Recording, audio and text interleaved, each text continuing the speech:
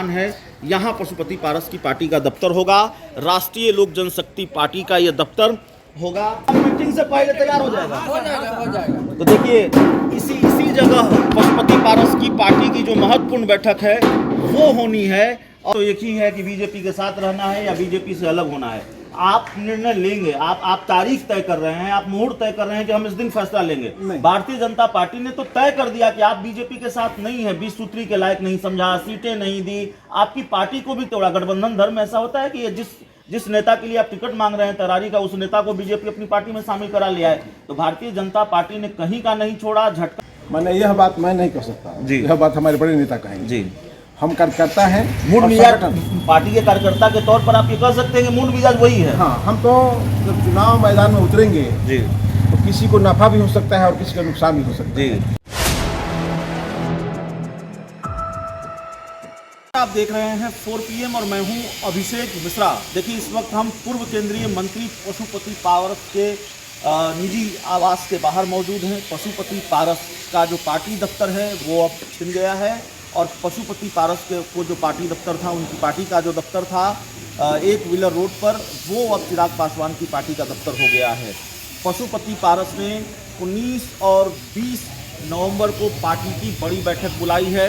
माना जा रहा है कि ये बड़ी बैठक बड़े फैसले वाली बैठक साबित होगी। भारतीय जनता पार्टी की मुश्किल आगे अब पशुपति पारस बढ़ाएंगे। ये पशुपति पारस का सरकारी आवास नहीं है, निजी आवास है। ये उनकी पार्टी का दफ्तर नहीं है, वो उनका निजी आवास है। और इस घर पर, उनके निजी आवास पर इस वक्त हलचल बढ़ी हुई है। लगातार पार्टी के नेताओं की बैठकें चल रही हैं, पार्टी के नेताओं का आना जाना इस निजी आवास पर चल रहा है। अभी पशुपति पारस इस आवास में मौजूद नहीं है। वो जहाँ से सांसद थे हाजीपुर से, उस इलाके में वो गए हैं। हम आपको दिखाना चाहते हैं कि देखिए पार्टी का दफ्तर तैयार हो रहा है। पर पशुपति पारस की पार्टी का जो दफ्तर है, ये निजी आवास के सामने वाला जो मकान है, यहाँ पशुपति पारस की पार्टी का दफ्तर होगा, राष्ट्रीय लोक जनशक्ति पार्टी का ये दफ्तर होगा। और उनकी पार्टी का नया ठिकाना ये है, तैयारियां चल रही हैं। और ये दफ्तर हम आपको दिखा रहे हैं। इस तरफ देखिए बोर्ड वगैरह जो है वो सब कुछ इस तरफ है और काम चल रहा है। पार्टी का दफ्तर है, पार्टी का नया ठिकाना है, वो शायद यहाँ पार्टी दफ्तर बन रहा है। कितना दूर बना दीजिए, कल से परसों तक एकदम मीटिंग से पहले तैयार हो जाएगा। तो देखिए इसी जगह पशुपति पारस की पार्टी की जो महत्वपूर्ण बैठक है वो होनी है, और यही उनकी पार्टी के दफ्तर का पार्टी दफ्तर होगा। यही उनकी पार्टी का कह सकते हैं कि मीटिंग हॉल होगा। आप देख सकते हैं किस तरह की तैयारी चल रही है। बताया जा रहा है कि कल से परसों तक, यानी बैठक से पहले पार्टी दफ्तर में जो भी काम बाकी है वो हो जाएगा। बाकी बोर्ड वगैरह ये सारी चीज़ें हैं, ये बोर्ड वगैरह है वो लग जाएगा। तो ये पशुपति पारस की पार्टी का नया दफ्तर है, और पशुपति पारस के आवास पर पार्टी के कई लोग मौजूद भी हैं, पार्टी के नेता भी मौजूद हैं। उनसे हम बातचीत करेंगे। हमारे साथ राष्ट्रीय लोक जनशक्ति पार्टी के प्रदेश उपाध्यक्ष हैं, और प्रदेश उपाध्यक्ष से हम बात करेंगे। काम तो जोर शोर से चल रहा है, ठीक है, पार्टी का दफ्तर छिन गया, लेकिन पार्टी दफ्तर तैयार करने में लोग लगे हुए हैं। कह रहे हैं कि कल से परसों तक नया पार्टी दफ्तर तैयार कर लेंगे। हम तो देख ही नहीं आ पाए हैं। मीटिंग से पहले इसी पार्टी दफ्तर में मीटिंग होगी। बिल्कुल बिल्कुल, ये तय है, फाइनल है, सब कुछ फाइनल हो गया है। और जहाँ तक दफ्तर का सवाल है जी, पार्टी जिस समय बनी थी जी, उस समय भी नया हम लोग का यही कार्यालय था जी। बाद में जब माननीय पशुपति कुमार पारस जी जब नेता बने तो उनके नाम से वो लॉट हुआ था, बाद में पार्टी के नाम पर भी हो गया जी। अभी तो इलेक्शन कमीशन के गलती के वजह से हम लोग वहाँ से विमुक्त हुए हैं जी। जब सिंबल पर जीत चल रहा है देश स्तर पर जी, तो पार्टी 2 भाग में बट गई। तो उनको दूसरा सिंबल अलॉट हुआ, हमको दूसरा सिंबल अलॉट हुआ। हम भी राज्य का दर्जा प्राप्त किए, वो भी राज्य का दर्जा प्राप्त किए। जब वह सिंबल हमारा सीज हो गया है तो वो लोक जनशक्ति पार्टी रही नहीं, तो उसको फिर से अलॉट करना भी न्याय संगत नहीं है। उसको फिर से अलॉट करना न्याय संगत भी नहीं है। लेकिन इस पूरे मामले में भारतीय जनता पार्टी की भूमिका क्या रही, नीतीश कुमार की भूमिका क्या रही, ये ना नीतीश कुमार की इसमें कोई भूमिका है जी। और न पार्टी की कोई भूमिका है, भाजपा की कोई भूमिका नहीं है, कोई इसमें कोई भूमिका गलती नहीं। नहीं मेरे है। हिसाब से कोई गलती नहीं। हाँ गलती है इलेक्शन कमीशन का, जी।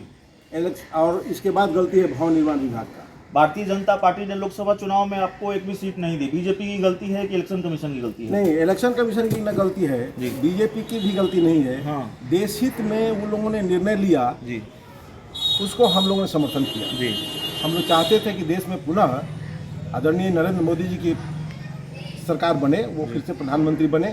तो देश हित में हम लोग ने पार्टी हित को नजरअंदाज करके हम लोग देश हित में समर्थन करके हम लोग पार्टी को जिताने का काम किया। देश हित में बीजेपी को जिताने का काम किया, देश हित में बीजेपी की सरकार आप चाहते थे, राजहित में भी बीजेपी की सरकार चाहते हैं 2025 में, और अभी भी मोदी करेंगे, अभी भी शाह करेंगे, नहीं। या कि कोई फैसला लेंगे? नहीं, आपकी नहीं। पार्टी के लोगों में बहुत आक्रोश है, नेताओं में आक्रोश है, दबाव है केंद्रीय राष्ट्रीय अध्यक्ष पर। सही बात है जी आदरणीय पशुपति कुमार पारस जी हमारे बड़े नेता हैं, जी। केंद्रीय मंत्री भी रहे हैं और बिहार सरकार में भी 2-2, 3-3 बार मंत्री रहे हैं, जी। 7 बार एमएलए रहे हैं। उनको अनुभव का कोई कमी नहीं है जी और राजनीति में चढ़ाव उतार होता है, जी ठीक है। अब हमारे पदाधिकारियों की बैठक 19 तारीख को है, जी तो सारे पदाधिकारियों से जो राय मशविरा होगा उस आधार पर वो कोई निर्णय लेंगे जी और 20 तारीख को स्पष्ट रूप से घोषणा कर देंगे कि हमें आगे क्या करना है। जी। यही हम लोग का तो स्ट्रेटजी। निर्णय क्या होगा? निर्णय तो एक ही है कि बीजेपी के साथ रहना है या बीजेपी से अलग होना है। आप निर्णय लेंगे, आप तारीख तय कर रहे हैं, आप मुहूर्त तय कर रहे हैं कि हम इस दिन फैसला लेंगे। नहीं। भारतीय जनता पार्टी ने तो तय कर दिया कि आप बीजेपी के साथ नहीं है, 20 सूत्री के लायक नहीं समझा, सीटें नहीं दी, आपकी पार्टी को भी तोड़ा। गठबंधन धर्म ऐसा होता है कि ये जिस नेता के लिए आप टिकट मांग रहे हैं तरारी का, उस नेता को बीजेपी अपनी पार्टी में शामिल करा लिया है। तो भारतीय जनता पार्टी ने कहीं का नहीं छोड़ा, झटका ही दिया सिर्फ, और कुछ नहीं दिया। हाँ, भारतीय जनता पार्टी इस इशू पर हमारे साथ नाइंसाफी की है जी इसका हमें भी दर्द है जी और हमारे नेता को भी दर्द है, हमारे कार्यकर्ताओं को भी दर्द है। तो हम अब क्या करेंगे आगे की रणनीति में, जो हमारी समझ है, जी हम अपने पार्टी को, हम अपने संगठन को मजबूत करेंगे। आगे जो हमारे नेता निर्णय लेंगे उस आधार पर हम लोग काम करेंगे। नहीं तो आपको ये महसूस होता है, पार्टी के वरिष्ठ नेता हैं, आपको ये महसूस होता है कि भारतीय जनता पार्टी ने जो झटका दिया है आपकी पार्टी के कार्यकर्ताओं में, उसका दर्द है, लेकिन उससे ज़्यादा दर्द इस बात का है कि आपके नेता ने, आपकी पार्टी ने बीजेपी के सामने तब भी सरेंडर किया, सरेंडर की मुद्रा में रहे पशुपति पारस। जी, ये बात मानता हूँ मैं। जी इस बात से मैं इनकार नहीं कर सकता हूँ। हमारे नेता ने मैंने पार्टी को अभी तक वही कहते थे कि हम एनडीए के भाग के हैं और रहेंगे, यही कह करके उन्होंने इन लोगों का मनोबल बढ़ाया। जी अगर उस समय अगर लोकसभा चुनाव में जी अगर ये रिवोल्ट करके 10 सीट भी मैंने लड़ लिए होते जी तो आज ये स्थिति परिस्थिति नहीं है। जी। देखिए, अब आपके सामने ये संकट है, आप तो बहुत बेहतर राजनीतिक समझ रखते हैं, इतना लंबा अनुभव है आपका राजनीति का। आपके सामने ये संकट है कि अब अगर आप भारतीय जनता पार्टी के साथ 2 कदम भी चले तो आपकी पार्टी के नेता छिटक जाएंगे, कार्यकर्ताओं का आक्रोश और बढ़ेगा, आपका कुनबा बिखर जाएगा। तो जाहिर है, ये कहने में क्यों संकोच है कि हम अब भारतीय जनता पार्टी के साथ नहीं हैं, या हम यही फैसला लेने जा रहे हैं? हाँ, फैसला हम लेंगे जी। तब वो आपको भी जानकारी हो जाएगी। जी, तो देखिए, फैसला यही होगा, बीजेपी देखिए, के अब साथ जो- नहीं है, एनडीए छोड़ेंगे। अभी हम नहीं कह सकते हैं क्योंकि हम अधिकृत नहीं है कहने के लिए, इसलिए हमारे नेता ऑलरेडी यहाँ आए हैं। जी। अभी हाजीपुर में किसी कार्यक्रम में भाग लेने गए हैं। जी तो इतना बात तो जान ही लीजिए कि जहर जो है, जहर जी 1 चम्मच काफ़ी है जी और 1 चम्मच अमृत भी काफ़ी है। जी राष्ट्रीय लोक जनशक्ति पार्टी अपने बलबूता पर अब कार्यक्रम तय करेगी और आपके सामने सब आ जाएगी। भाजपा से कोई उम्मीद बची है या सब खत्म हो गया है? अब तो कोई उम्मीद का कोई हमके संभावना नहीं है। कोई उम्मीद नहीं बची है, इसका मतलब बीजेपी को लेकर फैसला लेना है। एक सवाल यह भी है, कितनी सीटों पर लड़ेंगे 2025 के विधानसभा चुनाव में? गठबंधन किससे होगा? हम तैयारी 243 सीट पर करेंगे जी और मजबूती से करेंगे। हमारा संगठन है, जी हमारे पास दलित सेना का बहुत बड़ा फौज है जी पूरे बिहार के अंदर, देश के अंदर ही। जी तो हम अपनी तैयारी करेंगे, उसके बाद तैयारी करने के बाद चिन्हित करेंगे कि हमको कितना सीट लड़ना है, जी। उसी हिसाब से हम आगे की रणनीति बनाएंगे। क्या आप ये मानते हैं कि जिस तरीके से भारतीय जनता पार्टी ने अपने सहयोगी दलों के साथ या सहयोगी दल के साथ खेल किया, पशुपति पारस के साथ खेल किया, आने वाले दिनों में इसका खामियाजा बीजेपी को भुगतना पड़ेगा? आप लोग भारतीय जनता पार्टी की परेशानी आने वाले दिनों में बढ़ाने वाले हैं, और ये कहने में क्यों गुरेज है कि राष्ट्रीय लोक जनशक्ति पार्टी अब बीजेपी से हिसाब किताब चुकता करने के मूड में है?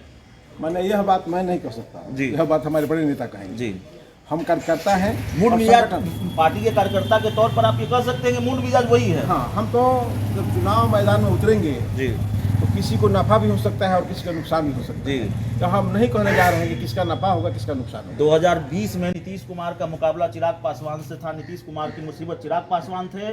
2025 में बीजेपी की मुसीबत पशुपति पारस होंगे। ये तो साफ तस्वीर है, संभावित तस्वीर साफ दिख रही है। हम लोगों को जो मारा है जी या मारने का जो प्लानिंग करके बैठा है, जी। तो हम भी तो कुछ ना कुछ तो करेंगे ना भाई। आप भी कुछ न कुछ हम करेंगे। लोग भी तो राजनीति करते हैं ना, जी। खास नहीं ना करते हैं।